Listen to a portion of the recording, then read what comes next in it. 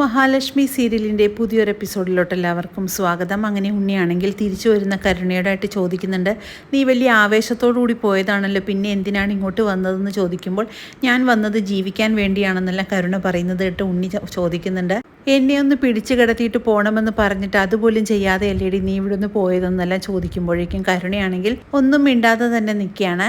എന്നെ തള്ളിക്കളഞ്ഞിട്ട് നിൻ്റെ ചേച്ചിയെയും ആ കമലേശ്വരത്തെ വല്യേട്ടനെ സ്നേഹിക്കാൻ വേണ്ടിയാണോ നീ ഇങ്ങോട്ട് വന്നതെന്നെല്ലാം ചോദിക്കുമ്പോൾ കരുണ പറയുന്നുണ്ട്, ഞാൻ അതിന് തന്നെയാണ് വന്നതെന്ന് പറയുമ്പോൾ ഇത് കേൾക്കുന്ന ഉണ്ണിയാണെങ്കിൽ ആകെ ഞെട്ടിപ്പോകുന്നു.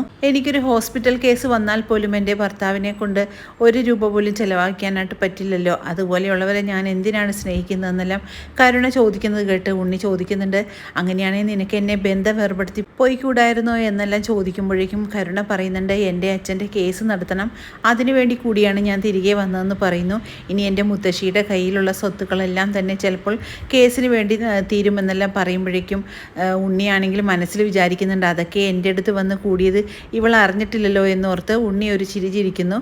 അതൊന്നും ഒരിക്കലും നഷ്ടപ്പെടില്ല എന്ന് ഉണ്ണി തിരിച്ചു പറയുന്നത് കേട്ട് കരുണ പറയുന്നുണ്ട്, അതൊന്നും പറയാൻ പറ്റില്ല ഉണ്ണിയേട്ടാ, ചിലപ്പോൾ അതൊക്കെ നഷ്ടപ്പെടുമെന്നെല്ലാം പറയുന്നു.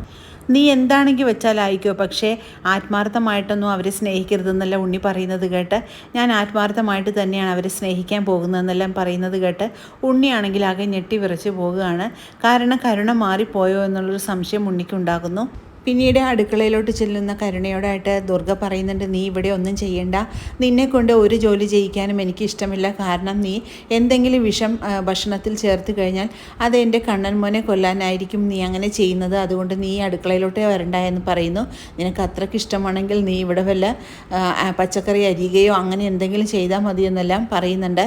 നിൻ്റെ മുഖം കാണുമ്പോഴേക്കും നിൻ്റെ വയറ്റിലൊരു കുഞ്ഞുണ്ടെന്ന് പോലും എനിക്ക് തോന്നുന്നില്ല, കാരണം നിൻ്റെ അച്ഛനോടുള്ള ദേഷ്യമാണ് എനിക്ക് നിന്നോട് തോന്നുന്നത് എന്നെല്ലാം ദുർഗ പറയുന്നത് കേട്ട് കരുണ പറയുന്നുണ്ട്, നിങ്ങളെല്ലാവരും എന്നെ എന്തിനാണ് വെറുതെ കുറ്റപ്പെടുത്തുന്നത്, അച്ഛൻ ചെയ്തതിനും ഉണ്ണിയേട്ടൻ ചെയ്തതിനും എല്ലാം പഴി കേൾക്കുന്നത് ഞാനാണെന്നെല്ലാം പറഞ്ഞുകൊണ്ട് ആകെ സങ്കടപ്പെട്ടുകൊണ്ട് തന്നെ കരുണ അവിടെ നിന്ന് പോകുന്നു. പിന്നീട് റിമാൻഡിൽ നിന്നും പുറത്തിറങ്ങിയ പ്രതാപനും വാമദേവനുമാണെങ്കിൽ അന്യോന്യം സംസാരിക്കുന്നുണ്ട്. പുറത്തിറങ്ങിയപ്പോൾ എന്തൊരു ആശ്വാസമായി എന്ന് പറയുമ്പോഴേക്കും നമ്മുടെ ഇനി ആശ്വാസമൊന്നും പറയാൻ പറ്റില്ല, ആ മാർക്കോ എപ്പോഴായിരിക്കും നമ്മളെ പിടിക്കാനായിട്ട് വരുന്നതെന്നെല്ലാം വാമദേവൻ പറയുന്നത് കേട്ട് നിൻ്റെ മോളാണ് ഇതിനെല്ലാം കാരണക്കാരി, നിൻ്റെ മോള് ഒന്ന് സമാധാനമായിട്ട് ഇരുന്നിരുന്നെങ്കിൽ നമ്മളെ ഇങ്ങനെ പോലീസ് പിടിക്കില്ലായിരുന്നു എന്നെല്ലാം വാമദേവൻ പറയുന്നിട്ട് വളരെ ദേഷ്യം വരുന്നുണ്ട് പ്രതാപന്.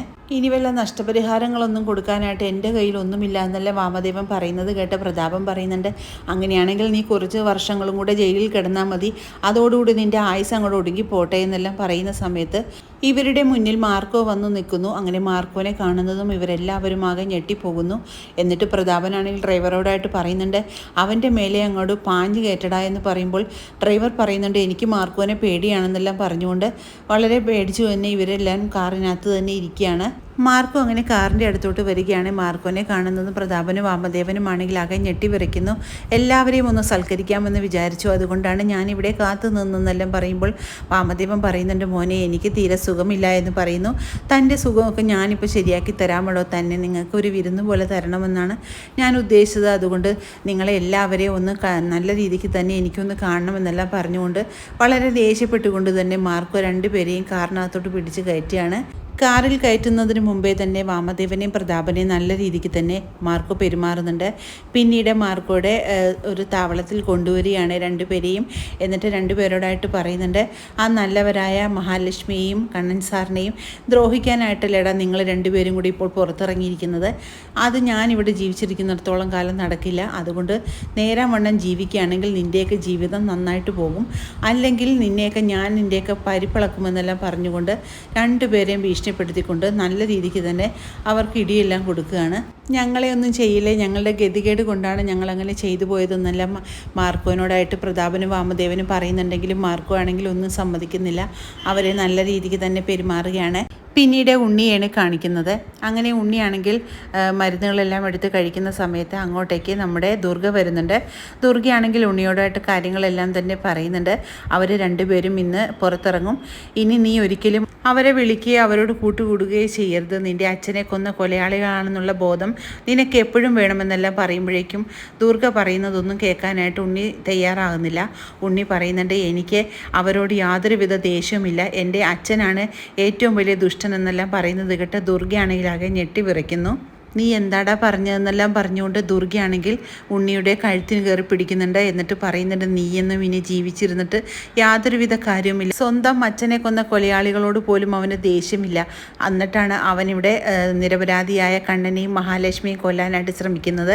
അതുകൊണ്ട് നീ ഇനി ജീവിച്ചിരുന്നിട്ട് യാതൊരുവിധ കാര്യവുമില്ല എന്നെല്ലാം പറഞ്ഞുകൊണ്ട് ദുർഗയാണെങ്കിൽ ഉണ്ണിയുടെ കഴുത്തിൽ കയറി പിടിക്കുന്നുണ്ട്. അങ്ങനെ വളരെ ത്രില്ലിംഗ് ആയിട്ടുള്ള ഒരു എപ്പിസോഡുകളാണ് ഇനി വരാനിരിക്കുന്നത്. ഈ റിവ്യൂ ഇഷ്ടമാകുകയാണെങ്കിൽ ലൈക്കും ഷെയറും സബ്സ്ക്രൈബും ചെയ്ത് സപ്പോർട്ട് ചെയ്യണേ. പുതിയൊരു എപ്പിസോഡിനായിട്ട് നമുക്ക് കാത്തിരിക്കാം.